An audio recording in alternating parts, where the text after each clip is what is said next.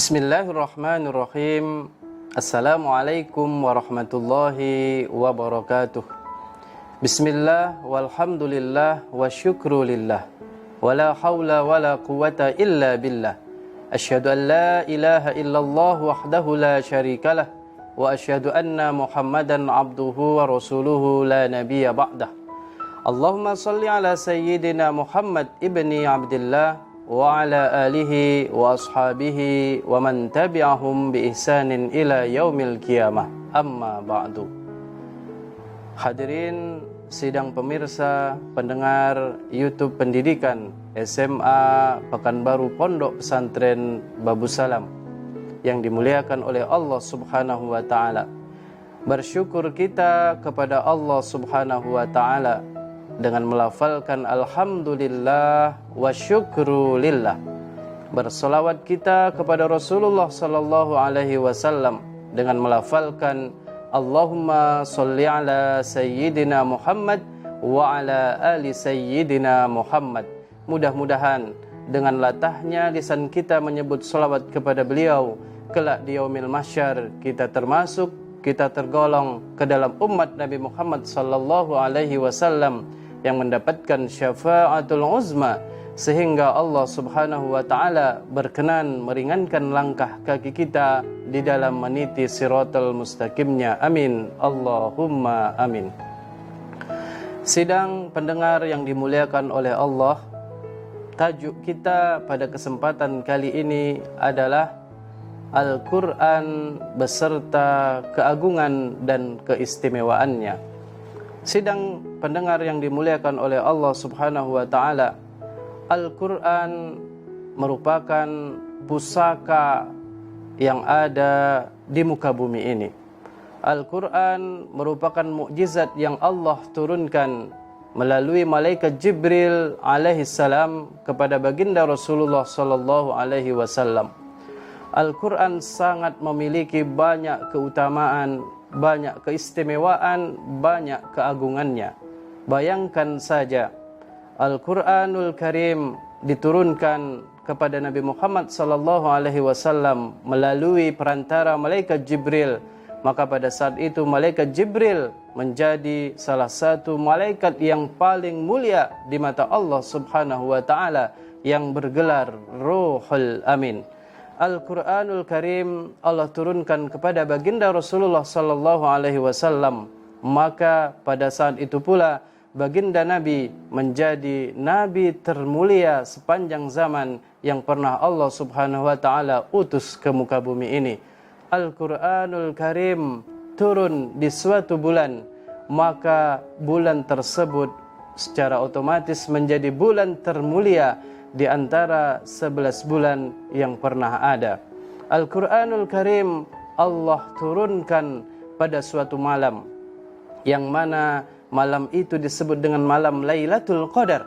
Dan pada saat itu pula malam Lailatul Qadar secara otomatis menjadi malam yang termulia di antara malam-malam yang lain, yang mana pada saat itu Allah turunkan para malaikat untuk turun ke bumi memberikan sakinah, ketenangan, keberkahan kepada umat Nabi Muhammad sallallahu alaihi wasallam.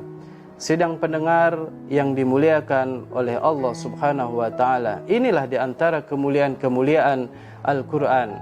Namun ada banyak sekali kemuliaan-kemuliaan Al-Qur'an dan keagungannya yang lain, sebagaimana sabda Rasulullah sallallahu alaihi wasallam tentang keutamaan, keagungan serta kemuliaan Al-Quran itu sendiri. Yang pertama adalah qala Rasulullah sallallahu alaihi wasallam, inna afdala ibadati ummati qiraatul Quran. Sesungguhnya amal ibadah yang paling mulia bagi umatku adalah membaca Al-Quran.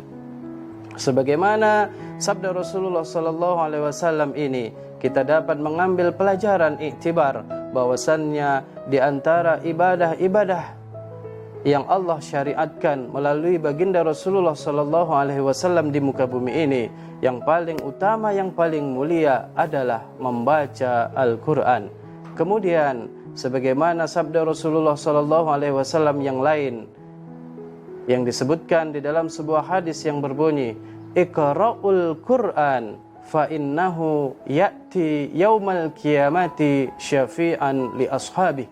Bacalah Al-Qur'an karena sesungguhnya Al-Qur'an akan datang pada hari kiamat nanti sebagai pembawa syafaat, pemberi syafaat kepada pembaca, kepada pemegang Al-Qur'an tersebut. Hadis ini menjelaskan bahwasannya salah satu indikator, salah satu penyebab datangnya syafaat adalah Al-Quranul Karim yang sering kita pegang, yang sering kita baca, yang kita jadikan pedoman hidup di masa kita masih memiliki nafas di mana kita hidup di muka bumi ini.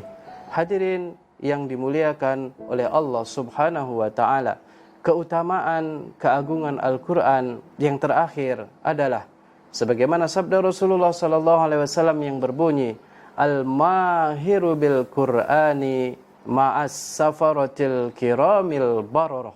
Sesungguhnya orang yang mahir di dalam membaca Al-Quran, orang yang mendalami Al-Quran, bahkan orang yang mengamalkan Al-Quran, ma'as safaratil kiramil bararah, akan duduk bersama dengan para malaikat-malaikat Allah Subhanahu wa ta'ala.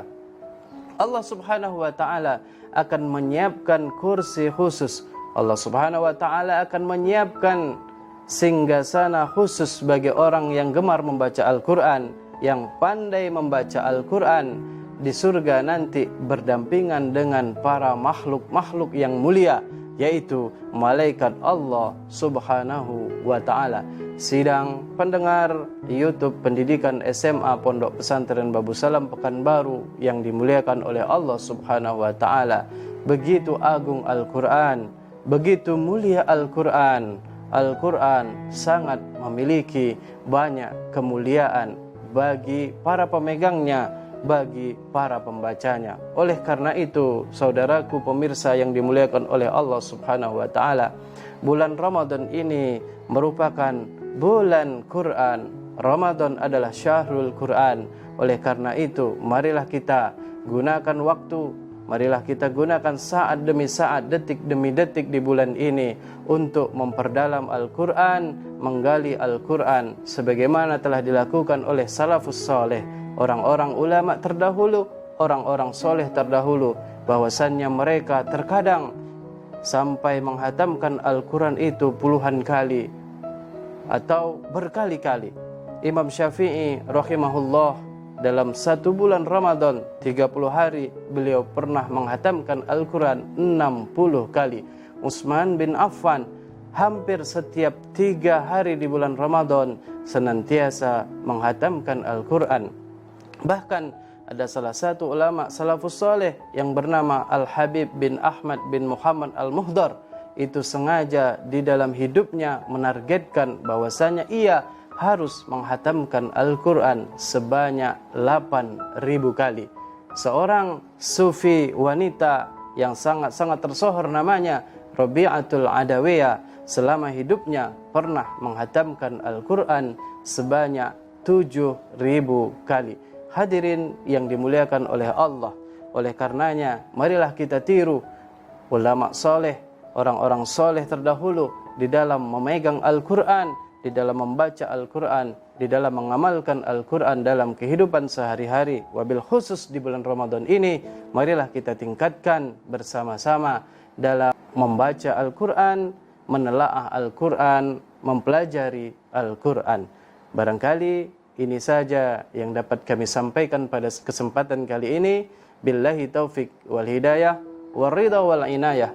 Wa ila liqa insyaallah. Wassalamualaikum warahmatullahi wabarakatuh.